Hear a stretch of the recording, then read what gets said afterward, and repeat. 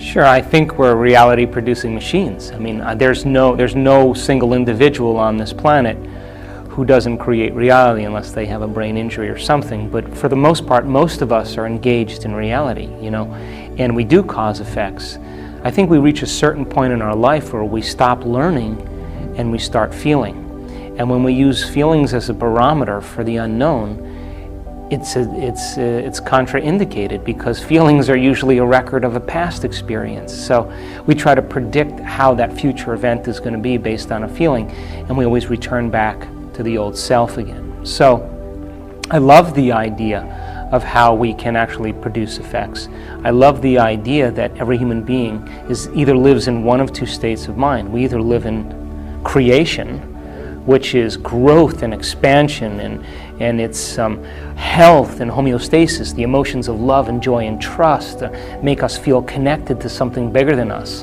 Or we live in a state of survival, and a state of survival is living in stress, and living in stress is when your body is knocked out of balance, and the redundancy of that cycle over time, that imbalance that keeps happening, begins to break the body down. And I think the biggest problem for us, because of the size of our brains, is we can turn on a stress response just by thought alone, and we do it all day long.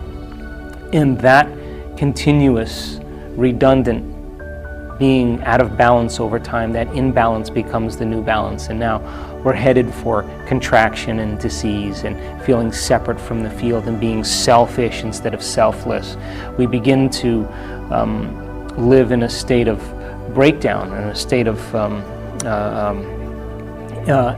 disease and a lack of health, and so then those emotions then of those survival chemicals endorse the ego, and then we become more self-indulgent and more self-important and more self-serving, because that's what those chemicals do. So we live in one of those two states of mind. Now, those chemicals tend to be highly addictive, so this is really good dinner conversation. We can talk about it, right? But actually breaking through, that's, I think, when you free yourself from the chains of those emotions that we memorize, when we actually break through, when we remove that mind out of the body, when we break the emotion that's trapped in physical flesh and the body's liberated, that's true self-love. That's true joy. It's the liberation of energy. So the anger that once was in there, the hatred that was once in there, the prejudice that was once in there, is transformed, it's transmuted into joy. And it's the same energy, but it just has a different spin. And so no one can do that for you. That isn't something where someone, waves a wand and then it happens. You have to actually be willing to be uncomfortable as you break that addiction, and be okay with it. And then the moment the body's liberated and you feel that expansion, that's the natural state of being. Now you say, I love myself so much because I went further than I thought I could go. I transcended some limitation about myself in the way I think, in the way I act, in the way I feel. That's the personality, that's the identity.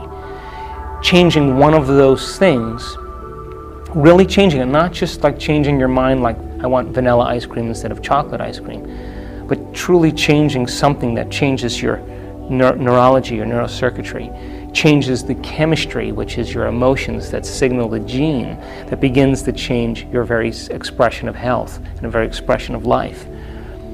Talking about when you make that emphatic, declaration where you make that change and it's undeniable. There's a biological, neurological, and quantum effect as a result of it. Well, I think I flirt primarily with the idea of how subjective mind has an effect on the objective world. Newtonian physics is about cause and effect. It's about something outside of you fundamentally changing something inside of you. We are an expression or a reflection of the environment. So as long as the environment is influencing how we're thinking and feeling, we can only be as great as the environment. And if we're thinking and feeling equal to the environment, we could only create more of the same environment. The idea that we can change something inside of us, in our consciousness, in our thoughts, and in our feelings, and be able to memorize both neurologically in our brain and hardwire that information, install hardware, and condition the body emotionally to be a mind, so mind and body are working together, if we're able to maintain that modified state of being, then there should be some evidence outside of us. So instead of cause and effect, I always love the idea of causing effects, and to cause an effect.